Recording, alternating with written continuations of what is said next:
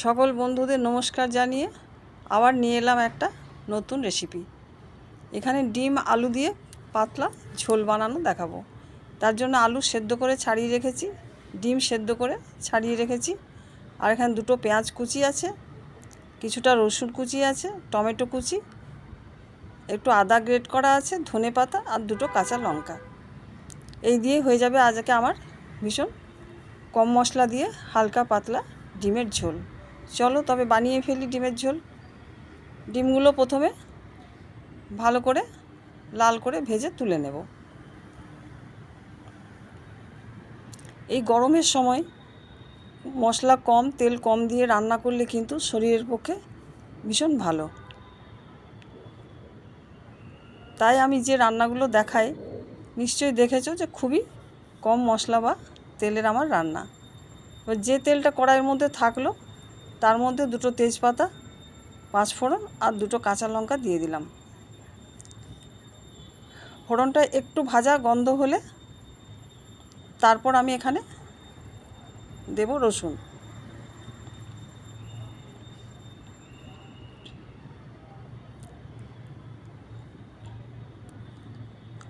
রসুনটা একটু ভাজা হলে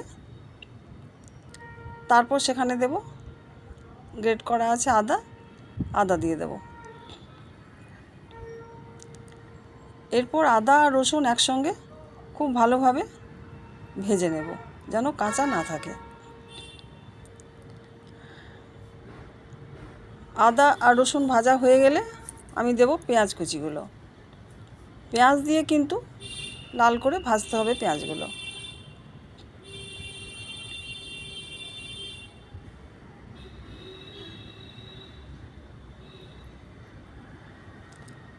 এক কড়াই আমার পেঁয়াজটা ভাজা হোক, অন্য একটা কড়াই চাপালাম। আমার সেদ্ধ করে রাখা আলুগুলো একটু ভেজে তুলে নেব।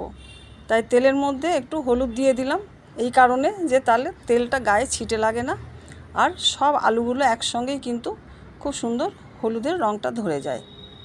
তাই এই কড়াইয়ে আলুগুলো খুব ভালো করে লাল করে ভেজে তুলব। এদিকে আমার মশলা রেডি হচ্ছে আরেকটা কড়াইয়ে। পেঁয়াজগুলো একটু ভাজা হলে এরপর আমি এখানে টমেটোগুলো দিয়ে দেব।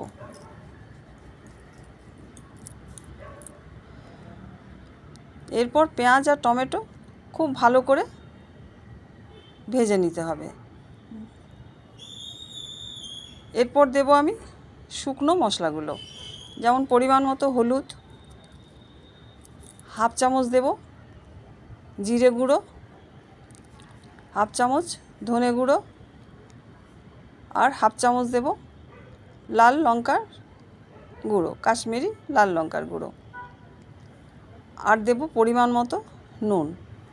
এরপর এগুলো একসঙ্গে দিয়ে খুব ভালোভাবে এটাকে একটু কষিয়ে নিতে হবে, কারণ টমেটোগুলো একটু গলে না যাওয়া পর্যন্ত এটাকে রান্না করতে হবে।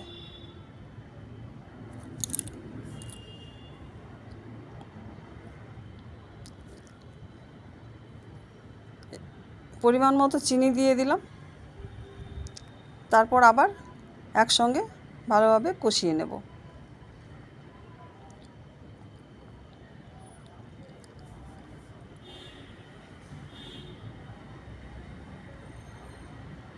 এখানে 2 চামচ জল দিয়ে দিলাম এই কারণে যে মশলাটা কষানোর সময় যেন কড়াইয়ের নিচে না ধরে যায়, কারণ টমেটোগুলো একটু গলে না গেলে রান্নাটা কিন্তু ভালো হবে না।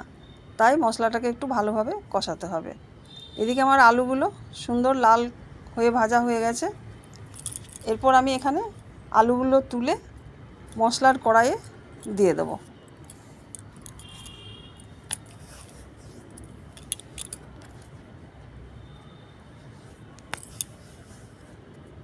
তারপর মশলার সঙ্গে আলুগুলো খুব ভালোভাবে কষিয়ে নেব। এরপর দেব ধনেপাতা আর দেব ডিম সেদ্ধগুলো। ডিম সেদ্ধ ভাজা করে রাখা আছে সেগুলো দিয়ে দিলাম। এরপর দিলাম হাফ চামচের মতো গুঁড়ো গরম মশলা, কারণ এখানে আমি গোটা গরম মশলা ব্যবহার করিনি। এরপর গরম জল করে রাখা ছিল, সেই গরম জলটা বেশি করে একটু দিয়ে দিলাম, কারণ আমার আলুগুলো খুব ভালো সেদ্ধ হয়নি, কারণ আমি কুকারে একটা সিটি দিয়ে আলুগুলো সেদ্ধ করে রেখেছিলাম, তাই এখানে আরেকটু আলুটা সেদ্ধ হওয়ার দরকার আছে। তাই বেশি করে জল দিয়ে কিছুক্ষণের জন্য ঢাকা দিয়ে দেব। আমার আলু সেদ্ধ হয়ে যাবে, আমার রান্নাও শেষ হয়ে যাবে।